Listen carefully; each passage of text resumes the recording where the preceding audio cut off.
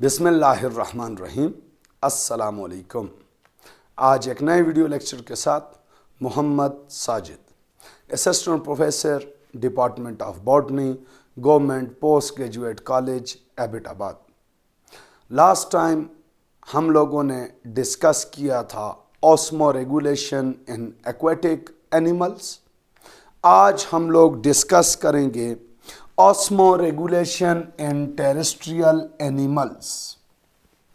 अब हमारे पास टेरेस्ट्रियल यानी लैंड एनिमल्स में maintenance of water and ions कैसे होगा। अब यहाँ पे जब हम लोग ऑस्मो रेगुलेशन की बात करेंगे तो मेंटेनेंस तो तब चाहिए होगा जब प्रॉब्लम होगा, जिसको ऑलरेडी मैंने होमियोस्टेसिस और ऑस्मो रेगुलेशन के इंट्रो में डिस्कस किया कि एक्सटर्नल एनवायरनमेंट इन्फ्लुएंस्ड करेगा तो तब हमारे पास जो है वो मेंटेनेंस की ज़रूरत होगी, जिसको ऑलरेडी हम लोगों ने डिस्कस किया। अब हमारे पास यहाँ पे जो टेरेस्ट्रियल एनिमल्स पे इन्फ्लुएंस्ड है फॉर ऑस्मो रेगुलेशन, उसमें सबसे पहले हमारे पास है इन terrestrial animals evaporation, excretion and egestion. These three processes are majorly contribute in the loss of water from terrestrial animals body.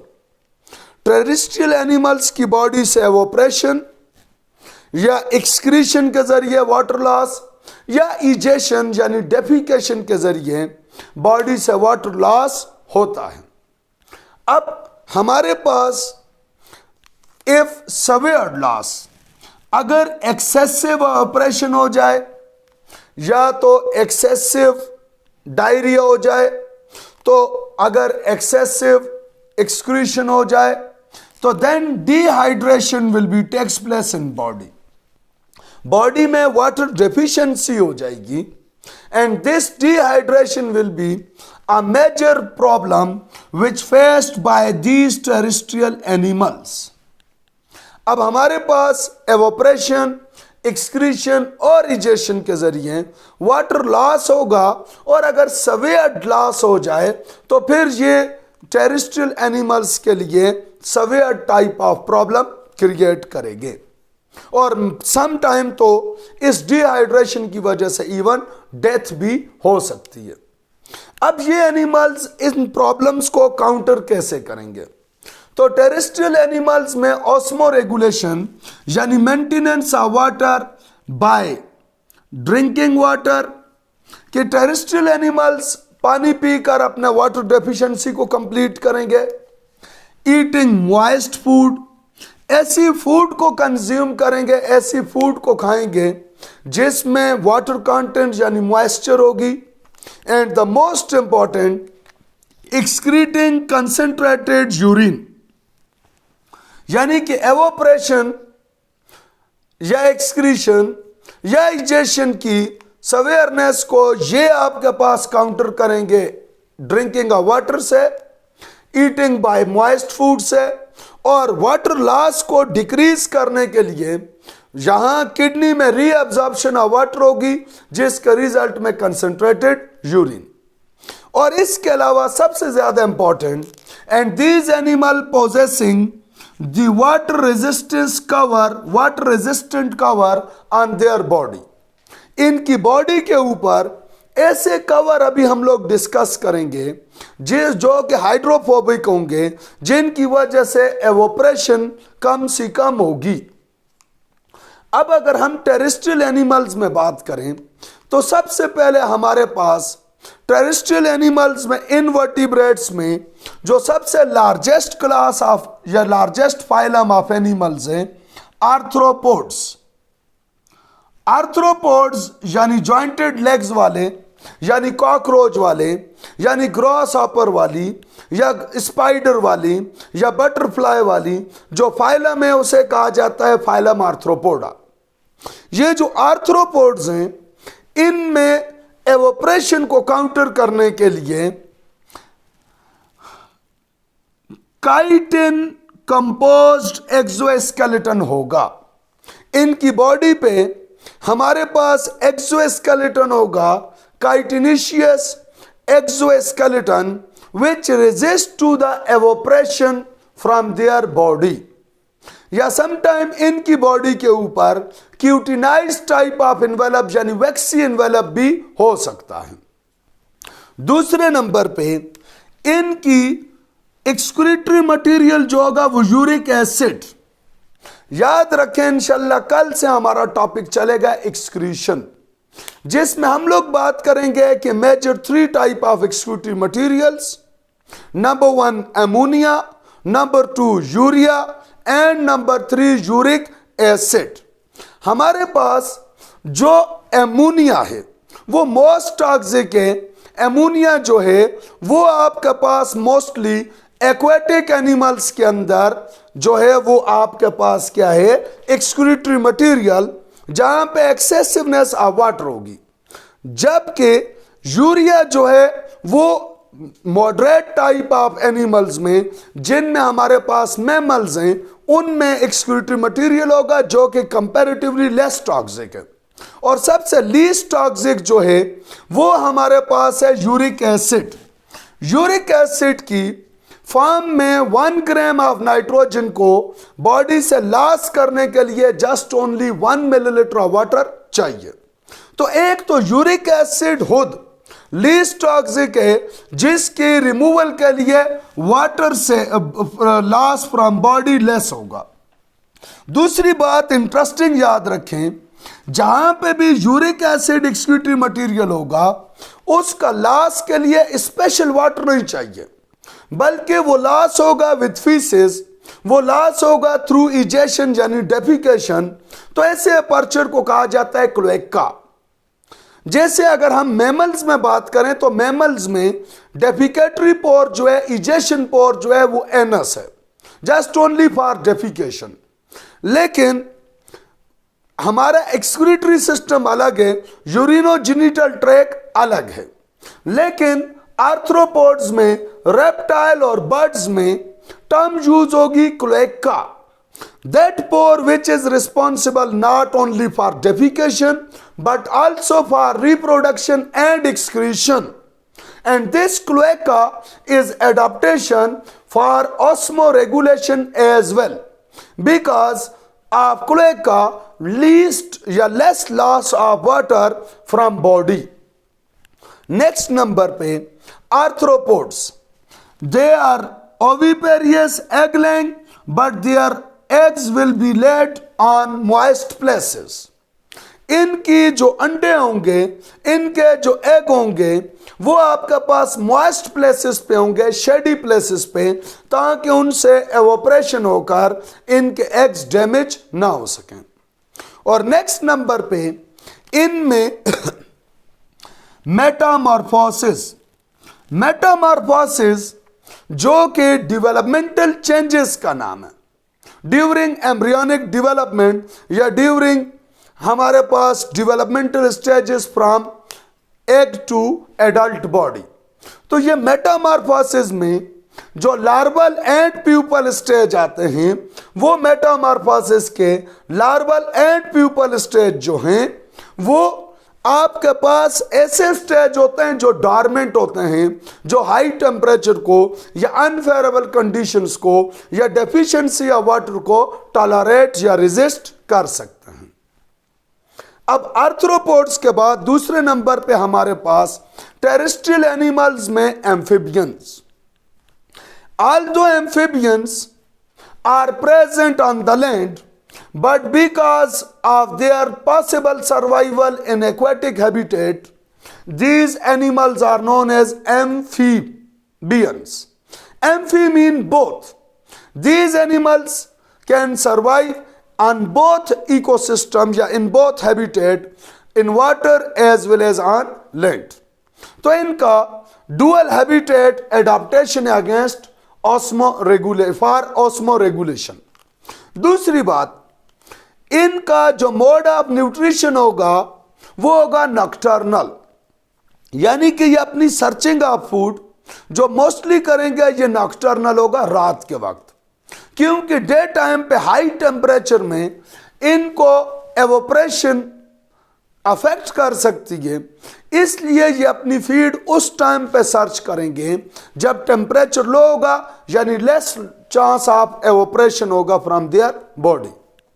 Next number पे egg lay in water. Amphibians को amphibians इसलिए कहा जाता है कि they are present on land sorry, but water must required for their fertilization. Why? Because the egg laying takes place in water. Because fertilization takes place in water. अगर ये अपनी egg Lang खुश्की पे land पे कर दें तो dehydration होकर eggs की डेथ हो सकती है। तो इस वजह से इनमें ये एडाप्टेशन है कि ये एवोपरेशन से बचने के लिए एग लैंग करेंगे इन वाटर। अगेन इनका भी मेटामॉर्फोसिस स्टेज होगा जो कि इन्हें प्रिवेंट करेगा फ्रॉम डिहाइड्रेशन ऑन लैंड, कि यंग लार्वा इनका डायरेक्ट लैंड पे सरवाइव नहीं कर सकता, तो इसलिए इनकी मेटामॉर्फोसिस स्टेज कंप्लीट होंगे इन वाटर। नेक्स्ट नंबर पे हमारे पास एनिमल्स में है reptiles. Reptiles are also known as xeric animals. चूंकि ये most harsh and dry condition animals हैं, सिंपली ये मोस्टली डेजर्ट एनिमल्स हैं जो कि आपके पास ड्राई एनवायरनमेंट के एनिमल्स हैं। अब इन पे जो एडाप्टेशन है, their body is either covered with scales like on crocodile और शेल लाइक इन टोर्टाइल्स। तो इनकी बॉडी कवर्ड होगी विद स्केल्स और shell to prevent the evaporation of water from their body। और इनकी बॉडी पे इवन स्वेट ग्लैंड्स एब्सेंट होंगे, ये भी इनमें एडाप्टेशन है फॉर ऑस्मो रेगुलेशन। चूंकि ये ड्राई एनवायरनमेंट में हैं तो इनकी स्किन ड्राई होगी, स्वेट ग्लैंड इनकी स्किन पे एब्सेंट होगी ताकि इनमें डिहाइड्रेशन ना हो। सिमिलरली इनमें भी जो एक्सक्रीटरी प्रोडक्ट है वो है यूरिक एसिड, जिसके थ्रू न सिर्फ लीस्ट लॉस ऑफ वाटर होता है बल्कि लेस टॉक्सिक होता है, और ये वाटर न सिर्फ एक्सक्रीशन के लिए एडिशनल यूज करते हैं बल्कि क्लोएका के थ्रू रिमूव होता है थ्रू फीसिस। तो ये भी इसमें एडाप्टेशन है यूरिक एसिड एंड क्लोएका कि इनका जो आपके पास फीसिस और uric acid as excretory material होगा, इनके लिए combinedly little amount of water required for removal from body. फिर उसके बाद reptiles are oviparous but they are egg shelled. इनके एग पे कैल्शियम कार्बोनेट का थिक शेल होगा जिसकी वजह से एग जो है वो आपके पास डिहाइड्रेशन यानी हार्श एनवायरनमेंट से बच जाएगा, प्रिजर्व्ड रहेगा। ये न सिर्फ शेल्ड एग होगा बल्कि जब इनका एम्ब्रियो डेवलप्ड होगा तो उस पे प्रोटेक्शन के लिए एक्स्ट्रा एम्ब्रियोनिक मेम्ब्रेन्स होंगी जिनमें कोरियन, एलियंटॉइस और एमनियॉन्स होंगी। ऐसे एनिमल्स जैसे रेप्टाइल्स, बर्ड और मैमल्स जिन पे एक्स्ट्रा एम्ब्रियोनिक मेम्ब्रेन्स हो उन्हें कहा जाता है एमनियॉन्स।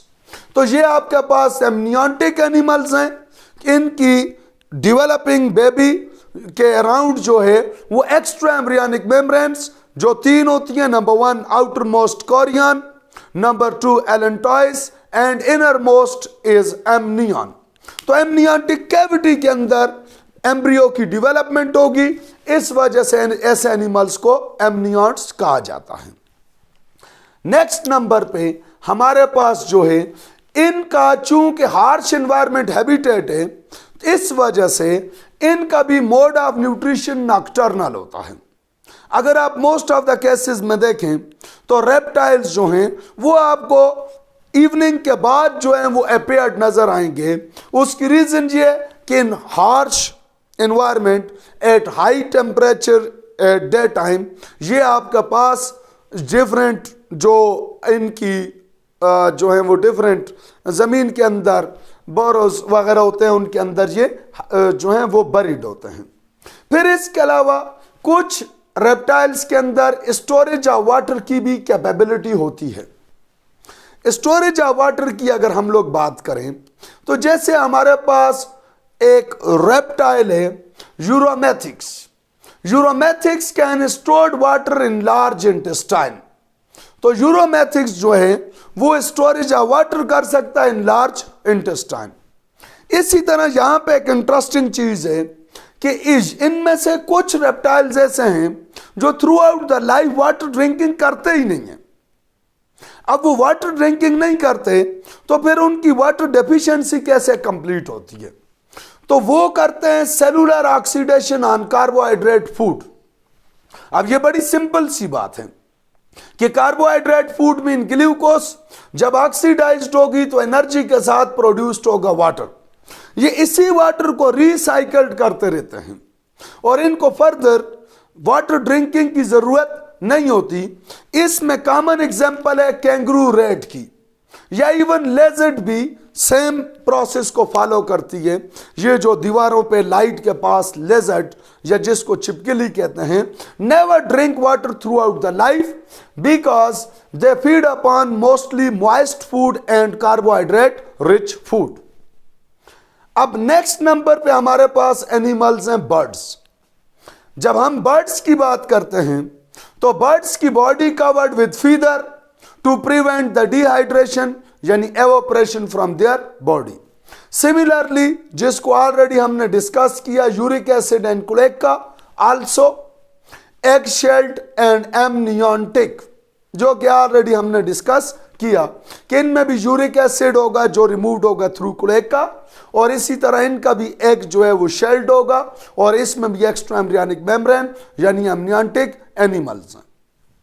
लास्ट में मैमल्स की जो बॉडी कवर्ड होगा वो हमारे पास कैरेटीन कंटेनिंग स्किन होगी, कैरेटिनाइज्ड टाइप ऑफ स्किन होगी। ये कैरेटीन प्रोटीन जो है ये डिहाइड्रेशन को प्रिवेंट करेगी। इसके अलावा हमारी बॉडी यानी mammals body covered with hairs.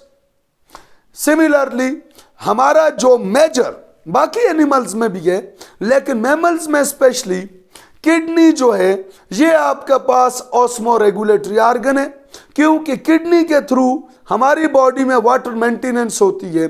जैसे इवन आपने आगे डिटेल से पढ़ना भी है, लेकिन जितना आपने पढ़ा है जरा उसकी बात कर लेते हैं कि जब हमारी बॉडी में वाटर एक्सेस हो तो हमारी यूरिन डाइल्यूट होगी।